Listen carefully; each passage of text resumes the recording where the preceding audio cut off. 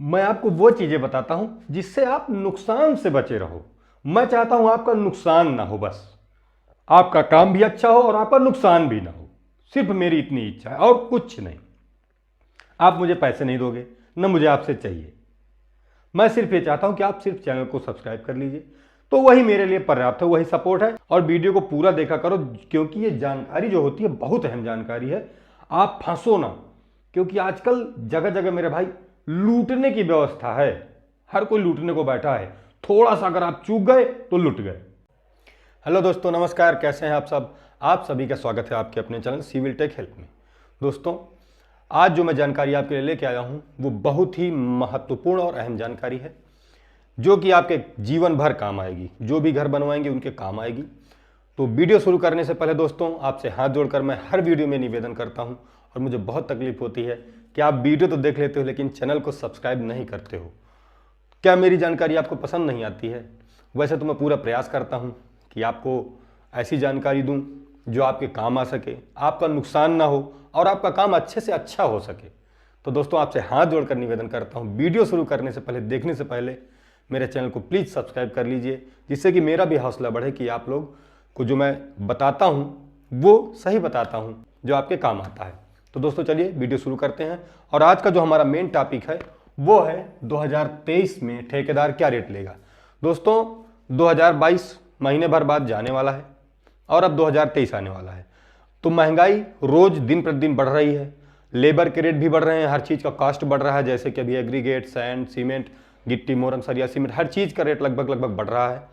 तो उसमें क्या होता है कि जैसे जैसे मार्केट में लेबर के रेट बढ़ते हैं और थोड़े थोड़े सामान जो ठेकेदार को लाने होते हैं उनके रेट बढ़ते हैं, तो ठेकेदार का रेट भी बढ़ता है। तो 2023 में ठेकेदार आपसे क्या रेट लेगा आपका मकान बनाने का।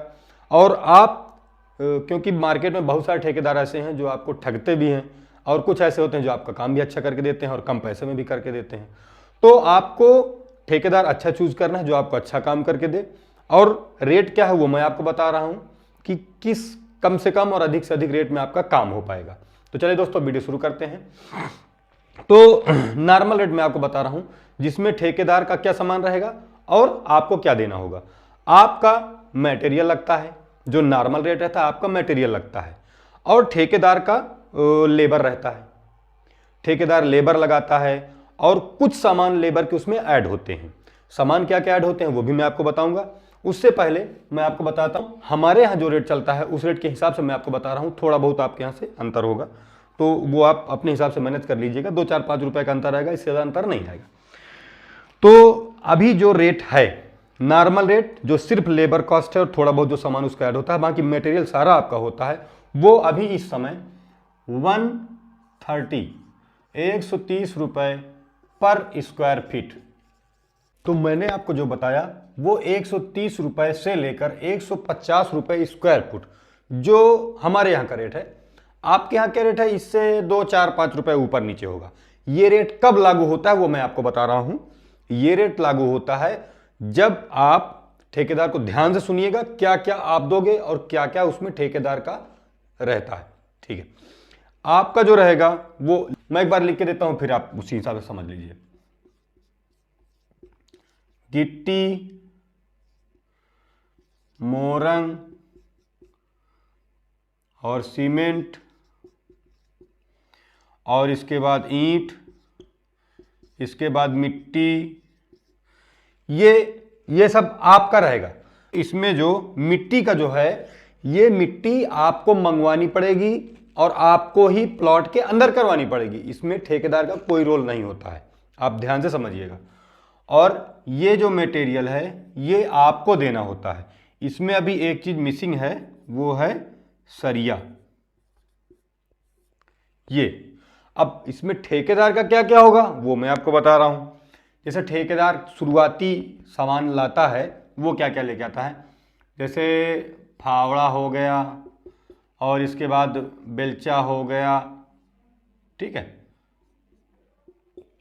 इसके बाद तसले हो गए, ठीक है, और इसके बाद जो कुदाल वगैरह लगती है, मतलब उनका जितना भी औजार होता है शुरुआती कार्य का वो उनका ठेकेदार का होता है। और इसके बाद ये सामान आपका होता है। अब देखिए, इसमें जब आपकी पूरी दीवारें कंप्लीट हो जाती हैं, ये है आपका और ये है ठेकेदार का। ठीक है, ये सब हो गया। इसके बाद बांस हो गया इसमें, इसके बाद बल्ली हो गई, इसके बाद फंटी हो गई, इसके बाद ये आइटम हो गए लगभग।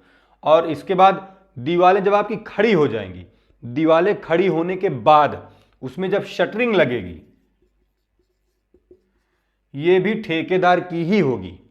ठीक है, और इसके बाद जब शटरिंग के बाद सरिया बांधने का काम जो करते हैं, ठीक है, स्टील बाइंडिंग का काम जो करते हैं, वो भी ठेकेदार ही उनको पैसा देगा।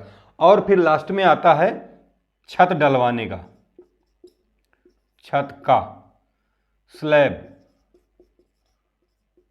ये छत की जो स्लैब पड़ती है, वो छत की स्लैब के लिए जो मशीन आती है, उसका भी ठेकेदार ही खर्च वहन करेगा। यानी कि ये सारी व्यवस्थाएं ठेकेदार की हैं, आपको सिर्फ उससे जो रेट तय हुआ है, उस रेट के हिसाब से आपको उसको पैसे देने हैं। पैसे आप हफ्ते में दे रहे हो कि 5 दिन में दे रहे हो कि 10 दिन में दे रहे हो कि 15 दिन में, ये आपको पहले ही बातचीत करके सेट कर लेनी होगी। पहले से बातचीत हो जाती है तो बात के लिए कोई समस्या नहीं होती, कोई किचकिच नहीं होती है। ये सब सारा सामान हो गया। ठीक है, ये पूरा हो गया ठेकेदार का, ये सब हो गया आपका।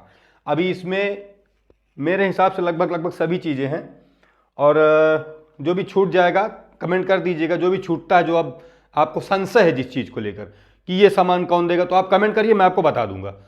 तो ये सब है। और देखिए, हाँ, ये जो है ये मटेरियल आपका है, ये मटेरियल, तब ये रेट है। ठीक है, इसके बाद जब आप मटेरियल सहित ठेकेदार को ठेका देते हो, यानी कि कॉन्ट्रैक्टर को कॉन्ट्रैक्ट आप देते हो पूरा कम की, आप हमसे सिर्फ पैसा लीजिए और हमको मकान बना कर दीजिए, अच्छे से अच्छा मकान बना कर दीजिए, तो उसके रेट फिर अलग हो जाते हैं। वो रेट मैं आपको अगले वीडियो में बताऊं या इस वीडियो में, चलिए इसी वीडियो में बता देता हूं सेंसन है, लेकिन वीडियो बड़ी हो जाएगी फिर आप देखोगे नहीं, तो मैं अभी नहीं बताऊंगा, अगले वीडियो में बताऊंगा। इसमें सिर्फ इतना ही, ये नॉर्मल रेट। देखिए, ये जो रेट है ये 2022 तक था।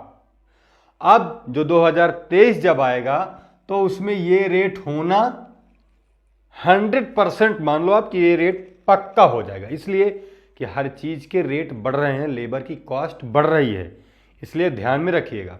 और इसके बाद जो नाप वगैरह होती है, जब कि छत कितनी निकली, कितना कहाँ क्या देना है, उसमें जैसे टैंक होता है, लैट्रिन टैंक जो होता है, उसकी नाप डबल होती है, ये ध्यान दीजिएगा आप।